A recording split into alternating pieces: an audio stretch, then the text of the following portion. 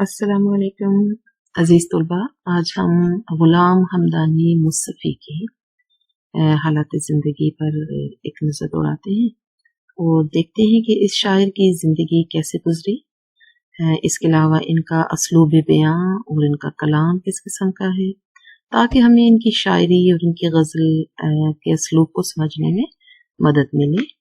तो गुलाम हमदानी उनका नाम था और मुस्तफ़ी उनका तखल्लुस था। 1751 में अमरोहिया में पैदा हुए और आलमी जवानी में वतन छोड़कर दिल्ली पहुंचे, इल्म हासिल किया और अपने काम की मशक करते रहे। दिल्ली के बुजुर्गों की सोहबत में बैठे, जिसकी वजह से वो बहुत जल्द मशहूर हो गए। इस वक्त दिल्ली पर अफलास का दौर दौरा था, यानी कि ये वो वक्त था जब दिल्ली शहर, जो कि बादशाहों का तख्त हुआ करता था, मेन सिटी हुआ करता था, कैपिटल सिटी हुआ करता था, उस पर गुर्बत छाई हुई थी और हर तरफ हर इंसान गरीब हो चुका था।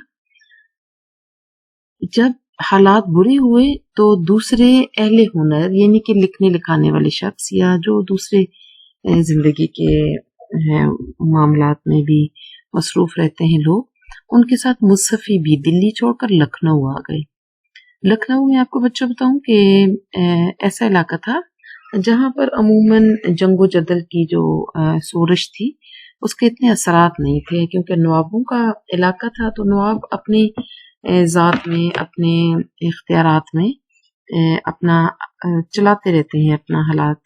तो लोग दिल्ली छोड़कर फिर लखनऊ की तरफ चले आए। जब लखनऊ आए तो यहाँ पर उनके मध्य मुकाबिल, यानी कि उनके सामने कुछ वो शोरा थे जिनमें इंशा का नाम बहुत आम है।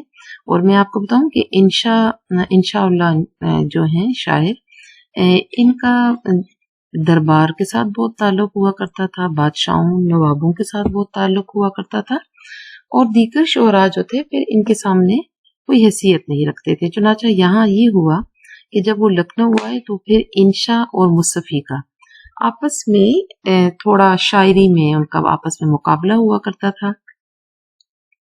इसके अलावा हालात जिंदगी के हवाले से, दौलत दुनिया के हवाले से भी।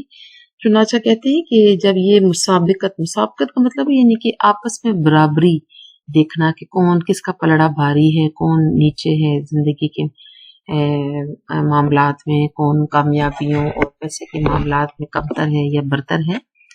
तो फिर ये हुआ कि इंशा का जो पल्ला था वो भारी रहा, यानी इंशा ने मुस्तफ़ी को हरा दिया, उसको शिकस्त दे दी, और मुस्तफ़ी जो थे उनको फिर तल्ख जिंदगी गुजारनी पड़ी। यानी कि जब इंशा का दरबारों के साथ ताल्लुक वाबस्ता हो गया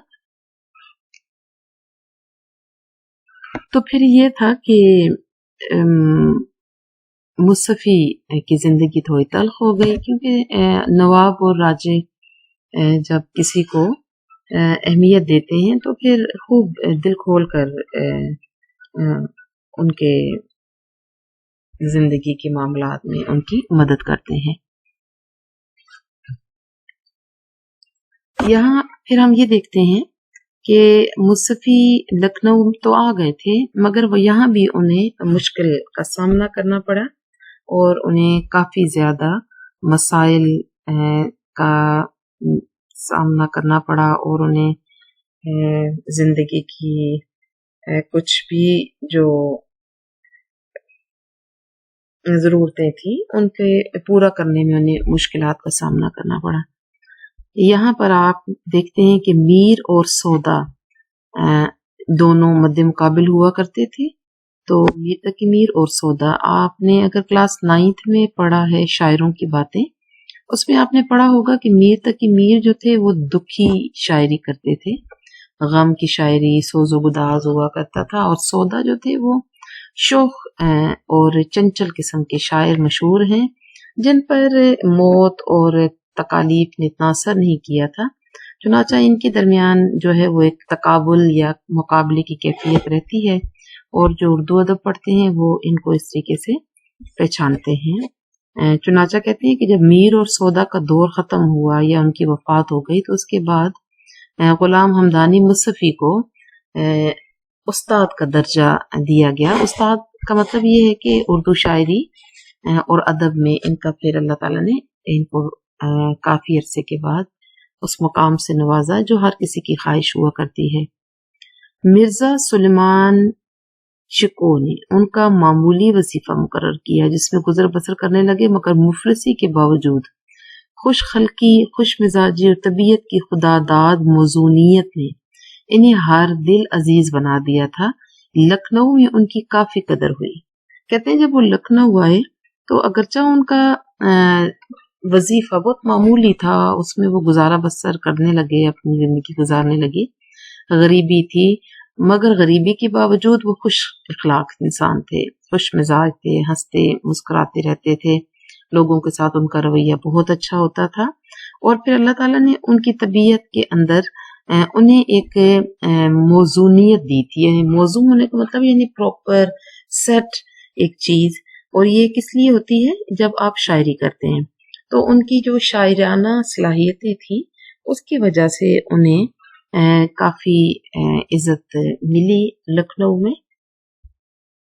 مصفی کی شہرت زیادہ تر ان کے دو دواوین اور تذکروں پر مبنی ہے. یعنی دواوین کا مطلب ہے دیوان کی جمع. تو مصفی کی جو شہرت ہے وہ ان کے جو دیوان ہیں شاعری کے اس کی وجہ سے ہے، اور اس اپنے زمانے کے لوگوں کا، بڑے لوگوں کا وہ تذکرہ بھی لکھا کرتے تھے. اردو کے 8 دیوان ان کی یادگار ہیں جن میں ہزاروں غزلیں، قطع، قصائد وغیرہ موجود ہیں، مگر ان کا سرمایہ حیات غزل ہے. انہوں نے ہر صنف سخن میں کام کیا اور اردو کے 8 دیوان انہوں نے دنیا میں چھوڑے. غزلیں اور دوسرے اصناف سخن جیسے قطع، قصیدے وغیرہ لکھے، مگر غزل میں ان کا اپنا ایک خاص مقام ہے. مصفی کے کلام میں میر کا سوز و گداز، سودا کی بلند پروازی، درد کی سادگی، جرت کی شوخی اور کہیں کہیں انشا کا رنگ بھی ملتا ہے. غرض مصفی نے ہر رنگ میں غزلیں کہی ہیں. ان میں بعض تو صفائی اور برجستگی میں لاجواب ہیں. ان کے کلام میں ترنم کی کیفیت اکثر موجود رہتی ہے. یعنی جو مصفی نے لکھا اس میں میر، سودا اور درد، جرت، انشا، ان بڑے شعراء کا رنگ ہمیں ان کی شاعری میں نظر آتا ہے.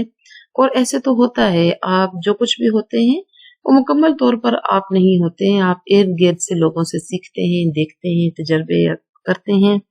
آپ کا استاد بھی آپ پر اثر چھوڑتا ہے، اور پھر اس کے بعد جو کام آپ کرتے ہیں وہ بہت سے لوگوں کا مجموعہ ہوتا ہے. تو یہاں بھی ایسی ہی کیفیت ہے. پھر کہتے ہیں کہ ان کے کلام میں ترنم کی کیفیت اکثر موجود رہتی ہے. یعنی اللہ تعالیٰ نے انہیں پرسوز دماغ دیا تھا، اور جب وہ شاعری کرتے تھے تو اس کے اندر ایک کیفیت ہوتی تھی جس کو ترنم کہتے ہیں. جیسے آپ لوگ نے بچوں دیکھا ہوگا کہ جب کوئی نظم یا گیت ہم گاتے ہیں اور اس کے ساتھ موسیقی بھی ہوتی ہے تو وہ جو ایک خوبصورت آواز اور لے چل رہی ہوتی ہے اسی کو موسیقیت کہتے ہیں، اسی کو ترنم کہتے ہیں. جیسے ہم ترنم میں نعت پڑھتے ہیں تو ان کے کلام میں یہ چیز موجود ہے کہ جو ان کا کلام پڑھتا ہے اس کی زبان نہیں رکتی تھی، اور وہ بڑے ہی خوبصورت طریقے سے ان کی نظموں، غزلوں کو یا ان کے کلام کو آسانی کے ساتھ پڑھتا چلا جاتا تھا. مصفی کے کلام میں خاص طرز کی نزاکت پائی جاتی ہے. یہ صفت خاص طور پر ان شعروں میں موجود ہے جن میں کسی حصی تصویر کھینچتے ہیں یا نفسانی واردات کا بیان کرتے ہیں.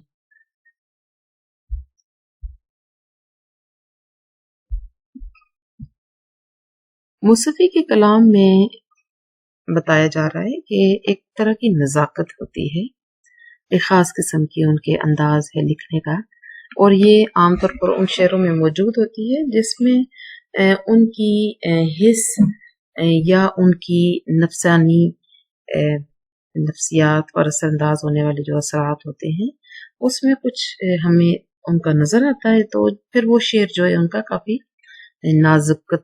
نزاکت لیے ہوئے اور نازک طبع نظر آتا ہے.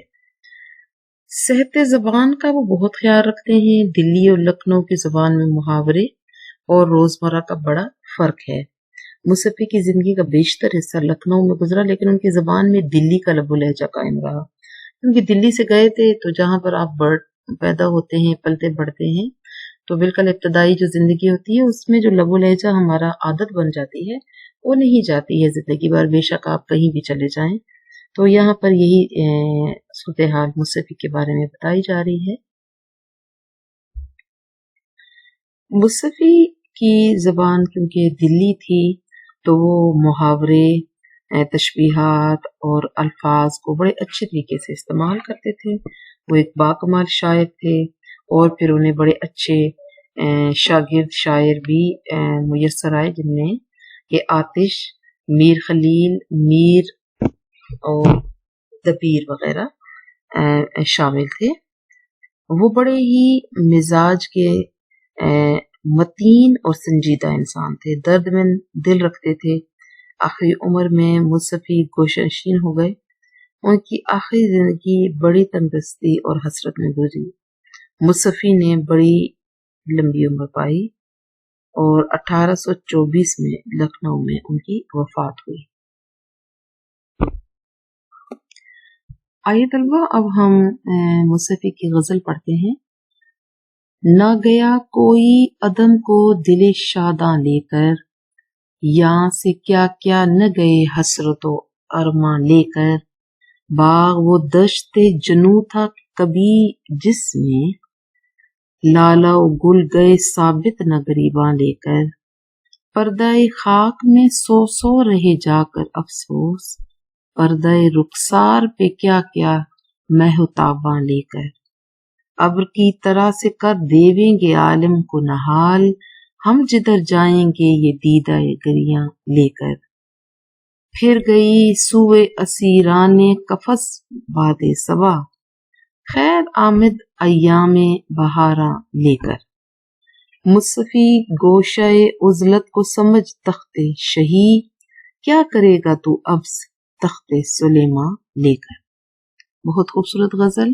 تو آئیے اس کا پہلا شعر سمجھتے ہیں۔ یہاں پر دیکھیے گا، عدم کا مطلب ہے آخرت، دل شاداں یعنی کہ خوش دل، یہاں سے یعنی یہاں اس دنیا سے، یہ یہاں جو ہے وہ پرانی اردو لینگویج ہے۔ حسرت اور ارمان، ارمان اور حسرت کا مطلب ہوتی ہے انسان کی خواہشیں، وہ خواہش یا ارمان یا تمنا جو پوری نہیں ہوتی ہے وہ ہماری حسرتیں بن جاتی ہیں، اور ارمان بھی حسرت جیسا ہی لفظ ہے مگر حسرت زیادہ منفی اور ڈیپ ہے دکھ کے لحاظ سے۔ تو ارمان تو ہوتے ہیں، دل میں خواہشیں ہوتی ہیں۔ یہاں پر ہم دیکھتے ہیں، اس کی تشریح دیکھ لیتے ہیں۔ یہیں پر کہتے ہیں کہ انسان اس دنیا میں آتا ہے اور اس دنیا سے چلا جاتا ہے آخرت کی طرف، مگر اس کا دل خوش نہیں ہوتا ہے۔ کوئی بھی انسان جو اس دنیا سے جاتا ہے آخرت کے سفر پر، اس کا دل خوش نہیں ہوتا ہے۔ کوئی انسان اس دنیا سے جانے میں خوشی محسوس نہیں کرتا، سوائے صوفی بزرگوں کے، سوائے نیک روحوں کے جن کو دنیا سے رغبت نہیں ہوتی اور وہ دنیا کو قید خانہ سمجھتے ہیں۔ ہم جیسے عام انسان اس دنیا سے جانے کا سوچ کر خوفزدہ تو ہوتے ہی ہیں، ہمارا دل اداس ہوتا ہے اور ہم چاہتے ہیں کہ اگر 100 سالہ زندگی بھی ہے تو مزید 100 سال زندگی کے ہمیں اور مل جائیں، اور ہم بڑے اداس اور پریشان ہوتے ہیں اور ہم چاہتے ہیں کہ ہم اس دنیا سے نہ ہی جائیں۔ تو شاعر کہتے ہیں مصطفی کہ کوئی شخص دنیا سے خوش دل نہیں گیا، کیونکہ یہاں جو اس کی خواہشیں اور آرزویں تھیں وہ بھی پوری نہیں ہوئیں، اور وہ اپنی حسرتوں اور ارمان کو لے کر اس دنیا سے رخصت ہو گیا۔ اور انسان اس دنیا کا فانی مخلوق ہے، سب کچھ ختم ہو جائے گا، فنا ہو جائے گا سوائے اللہ کی ذات کے۔ چنانچہ پیغمبر جب اس دنیا سے چلے گئے، اللہ کے نیک بزرگ جب اس دنیا سے چلے گئے، تو ہم جیسے عام انسان بھی چلے جائیں گے، مگر ان کے اور ہمارے جانے میں بہت زیادہ فرق ہے، کیونکہ انہیں دنیا سے کچھ نہیں چاہیے تھا، جبکہ ہم ہر لمحہ اپنی خواہشیں دل میں پالتے رہتے ہیں اور انہی کے ساتھ زندگی بتاتے رہتے ہیں۔ ایک پوری ہوتی ہے تو 10 اور اپنے سینے میں سما لیتے ہیں، اور کبھی بھی ہم لوگ خوش نہیں ہوتے ہیں، صبر نہیں کرتے ہیں، شکر نہیں کرتے ہیں، اور حل من مزید یعنی اور چاہیے ہمیں، ہم اسی مشقت میں لگے رہتے ہیں، اور آخری وقت زندگی کا آ جاتا ہے۔